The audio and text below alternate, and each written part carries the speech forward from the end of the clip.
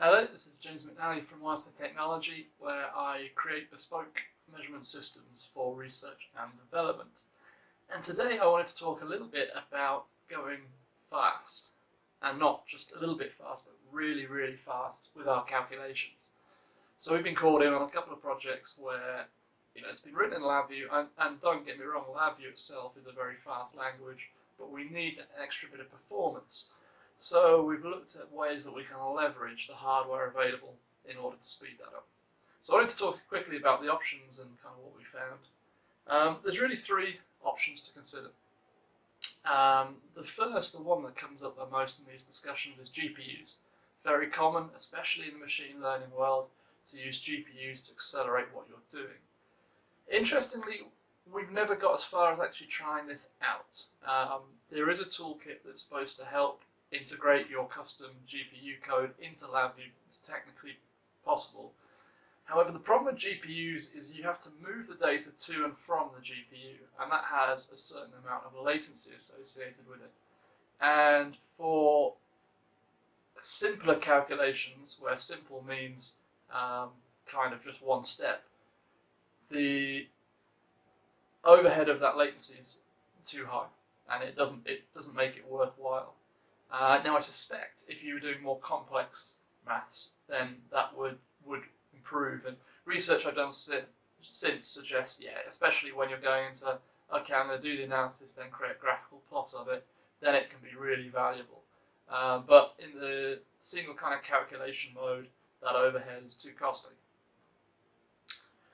Another option we have commonly in LabVIEW is FPGAs. Now, it's really interesting speaking to people in machine learning. I asked them, I said, what about FPGAs?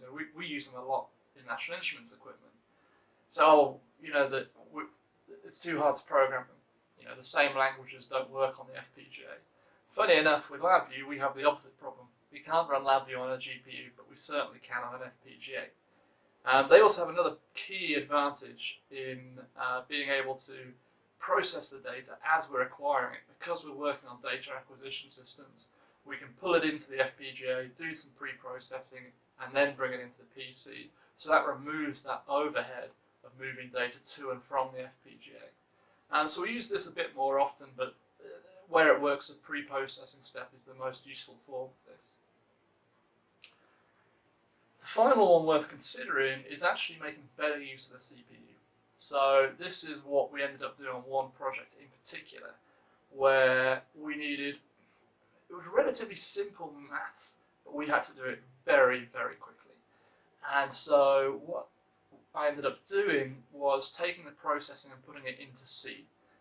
Interestingly, just putting it into C wasn't drastically faster than LabVIEW, but then once we're in C, we can leverage the latest and kind of high performance libraries. So we used OpenMP in order to parallelize the algorithms more, and by using the C compilers that support it, and we use the Intel compiler, you can target something called the AVX instruction set. There's a few versions of this, but basically what that allows you to do is a small version of what happens in a GPU, which is you can load maybe 8 numbers at once and say process all 8 of these in one go, instead of processing them one by one.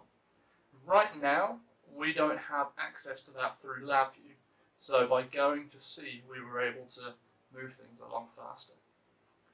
So I expect this will keep evolving, and different applications will have different requirements, but that's what we found so far. Feel free to leave any comments or ask me any questions, and I can dig in a bit further.